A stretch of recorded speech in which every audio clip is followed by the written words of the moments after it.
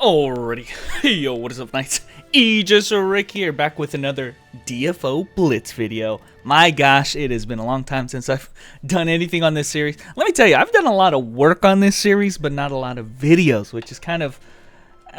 honestly, this is going to work out for the better, because what I've been doing, very slowly but surely, is what I call it on the stream. I've been working on Spreadsheet Sama. Basically, it's my spreadsheet that tells me what all of my characters' gear situation is like, and I've been trying to get everybody 6-piece legendary set, their swap set, the appropriate Chronicle swap set, Tainted, including the Sea Gods and everything. Look, this is a character I don't like that much. I'm telling you right now, my Spitfire, female Spitfire, are you kidding me? But let me just warn you guys that for the rest of these videos, I've already looked at it in my DFO Blitz videos. I've done most of the main characters on my account, the ones that I really enjoy playing. I've already made Blitz videos on them, and they're already decked out to go. These are characters that I don't give a rat's about, but I'm still gonna do it. Why? Because 95 cap is coming, and that's kind of what this theme in this video is gonna be. I want to play a character I don't really know or care about that much, but I'm still giving the time of day in getting them a proper Chronicle set, ancient set, and we're good to go. And I'm farming my last piece right here on this character, which is kind of the last thing I do. Okay, so I'm not going to be showing very much ancients anymore, guys, because I've already done all of the ancients on all my characters. And you know, like I said, all right, let me pause right here. I don't cast aerial fire, which is my third buff that you really should be using on Spitfire. Don't ask me why. I suck. That's why. You wanted to hear that? I thought, Rick, you suck. That's why. You don't know what you're doing.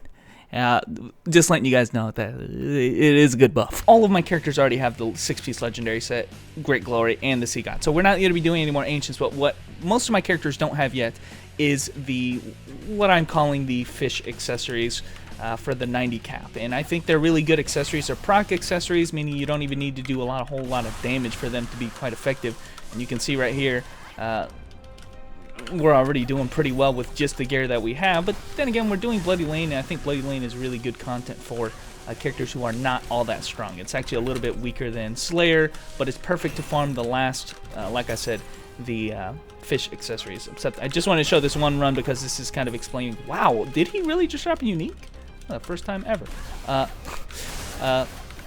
Yeah, I'm just showing this dungeon because it has been the most common dungeon I've been doing on this character, or on these characters, I should say, like the group of characters that are like not very popular on my account, but I figured I want to play them a little bit anyway, just to get their sets and get them ready for 95 cap. So that's what's going on, guys. Make sure that if you're trying to get the aura, you use the Snowflake Potion. I have not been using it very much, but in fact, I haven't been playing very much DFL, so kind of happy I'm coming back here and finishing this off before 95 cap comes, which is going to be here in like 3 weeks or so. So anyway, Bloody Lane, the main content that we're doing. But I picked up a quest before I even started. I was very quick to pick it up, and essentially it's having us go through all of the dungeons in the Metro Center. So that's what we're going to be doing in this video, and pretty much all of the rest of the videos that I have in the Blitz series as well, just because that's all my characters are doing, like I said. So we've kind of gotten to that point where we're pretty much strong enough now to do, I guess, King is good enough. Maybe not so much for Slayer difficulty, but just kind of letting you guys know that's kind of what the videos are going to be about for a little while here before 95 cap. And then we're going to have another series. You know, this series, as it started out, just kind of explaining the Blitz series and the Rush series before it were all series about leveling up my characters to the max level cap. And we've already gotten past that point. All of my characters on my account, that means every character in the game. Every character in the game is already max level.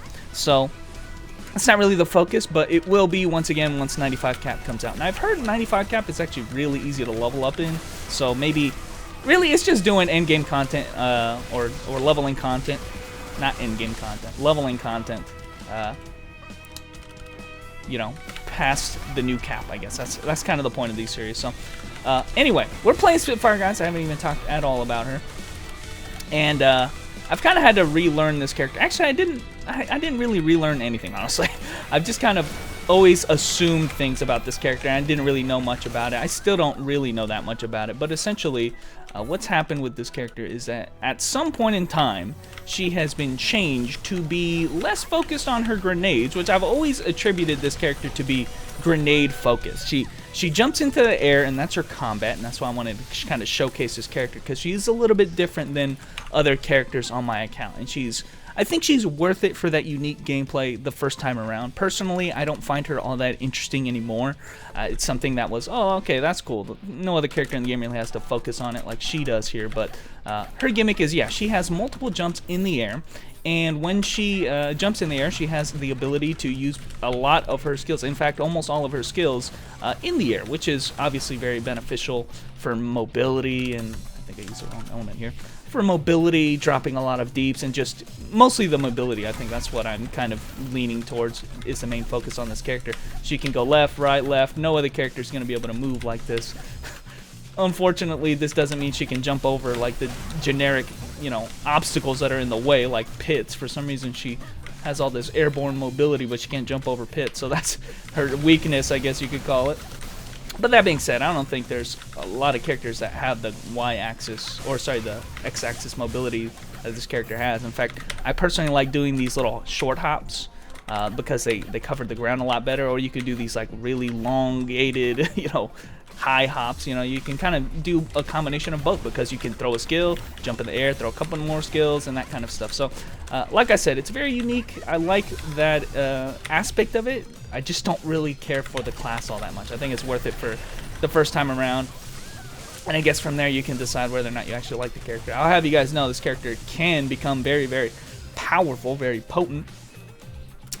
Just by doing that, just by dropping a whole bunch of shit and shooting stuff in the air. But apparently, like I was trying to get to at the start of this discussion about this character, is that she's been changed slightly. I think she is less focused around the grenades now. She used to just be grenade focused, and you like level up the grenades. Your Chronicle set was all about getting grenades, and now I don't think that's the case in PvE. You know, I think her bullets are equally as effective now. Her carbine, for instance, is really good. Crossmore, a few of her higher level grenades, like these ones, obviously are going to still be like pretty dominating. But her bullets, if you just kind of hold down the bullet, the fire shoot button, you're going to be doing pretty well. So, you know, you can just kind of stay in the air and just keep laying down deeps, and that's what makes this character very powerful. So, like I said, my build's probably messed up because, you know, or I'm not playing it right or whatever, but that's kind of how this character plays, build irregardless. So, and that's kind of the point about this series, guys, is that I want to show how these characters kind of feel, how they play, and I want to get this character out especially because it's unique. It's something that if you were just looking at the character and you didn't know anything about it, you might overlook the fact that this is something really unique to her gameplay. So that's kind of what I want to focus on, the characters I want to focus on. I want to focus on the ones that are unique. They're like, hey, if you didn't know about this character, now you do, you know, that kind of thing. There's something to them. And I think there's not a lot of characters that really fit that criteria. I think a lot of them are really generic. What you see is what you get. And, you know, it's kind of nice. Like I said, that's why I wanted to make this video next, is that I may like other characters more, but I don't think they're as interesting to know about. So, anyway, really high burst moves with their high level skills. That thermobaric grenade is like hella good. Let me pick up more of these. I'm gonna need more of these. The thermobaric, this thing has some huge range and damage. It's just like boom, huge burst too.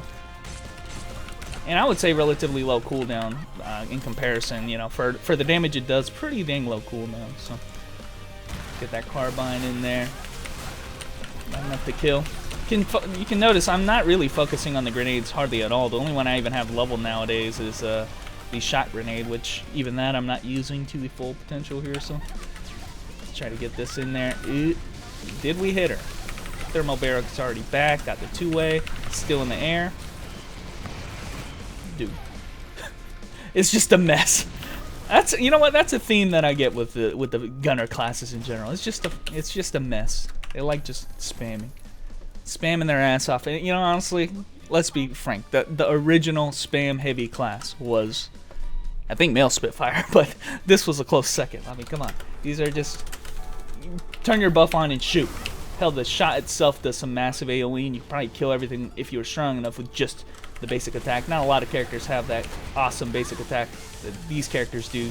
And I'm using a bow gun right now. I'm actually using a really cheap weapon. What is this weapon called again? I forgot. The Stormy Steamroller, also known as Stormy Meme Roller, because of the the fact that, you know what, at least at the earlier level, I don't think it's as potent as it used to be, but back in the day, this gun used to just kill everything without you. And honestly, you didn't even have to do anything. You can get hit, and you see the lasers come out there and just start fucking everything up. So, that's, you know, not as potent as it used to be in 85 cap, but let me tell you, you know, TOD still usable. You can just AFK and TOD and you will survive the whole thing. Now, one thing that just happened there and that I want to kind of highlight is the really cool thing about this character is, probably the coolest thing is she has an aerial recovery. And if you get hit out of the air on any other character, if you get touched, man, the potion is not really doing me wonders here because it's killing everything. But on any other character, if you get hit out of the air, what's going to happen is you're going to get knocked out of the air and you're going to be stuck in this falling animation forever. On this character, however, when she gets hit, she actually has an aerial recovery if she has a jump. So I did use that before. Not able to use it now. Maybe I can use it as a boss here. I don't want to deal with this boss, actually. Stunner. Instead of with this, instead of the 2-way. I can't kill her. Ooh! Man, I really underestimate the Stormy Meme Roller and my damage. The damage I got with the gear that I have is actually pretty massive, but yeah, if you get hit out of the air and you have a jump available, you can always use that extra jump to kind of reposition or stay in the air, and it's kind of my favorite thing about this class is because you're obviously going to be in the air a lot, and you know, enemies do have a means of hitting you. It's not like it's totally common. You'll always have like the initiative over them, but if you do get hit, you don't even have to worry about it, right? Because you could just cancel out of or just aerial recovery out of it, and you're perfectly fine. So it's kind of my favorite thing about this class, the flow of the class. I mean, if you are really strong, I've seen some really high level play with this character where they were farming on characters like this, and they're really good at it because you know, even if they screw up, even if they get hit, they have huge burst AoE type moves, and even if they get hit, they can still maintain their momentum and keep on going. So it's a really cool thing about this class, I guess, is the last thing I should mention. I really don't have much else to say about it. What I'm showing here is what you get, but like I said, what I'm showing is unique in and of itself. Like, no other character is going to be really doing this. The only closest character that even has aerial combat in general, which I like a lot better, and I've already showcased, is the Dragon Knight. So the Dragon Knight has, it's not really like this, it's more like combo-based ground and air to ground, ground to air combos with the Dragon Knight, which I think is really cool. But this character just has the ability to cast all of her skills in the air, which most likely you're going to want to do. For the most part, all of the skills that you cast in the air are just going to be superior versions to the versions that you cast on the ground. Some of them have different trajectories like that right there. You might want to cast on the ground just because you want to shoot more horizontally. But for the most part, I mean, you have no aftercast delay when you shoot something on the air. Like, you almost always want to use a napalm shot right there while in the air because it has the same trajectory, but you don't have the aftercast delay. So for the most part, I'm going to say all of her skills are just going to be jump in the air first before you cast it, and then, you know, you reap the rewards of all of what's going to happen after that, and you could just keep spamming, obviously, in the air in one big combo. Whereas the Dragon Knight, I feel like, personally, if I was going to rank them with the aerial classes, this character is unique, but Dragon Knight is a lot more fluid, and I think a lot more fun to play. This kind of thing won't get very old on the Dragon Knight, and I think I'm already kind of getting tired of it. My costume, though, let me tell you. But anyway, guys, thanks for watching. There was a long-awaited DFO Blitz. I have not made a Blitz video in a while, and made it on a character I think is very unique. So anyway, guys, thanks for watching. Here's hoping for 95 cap pretty soon, and I will catch you nights later.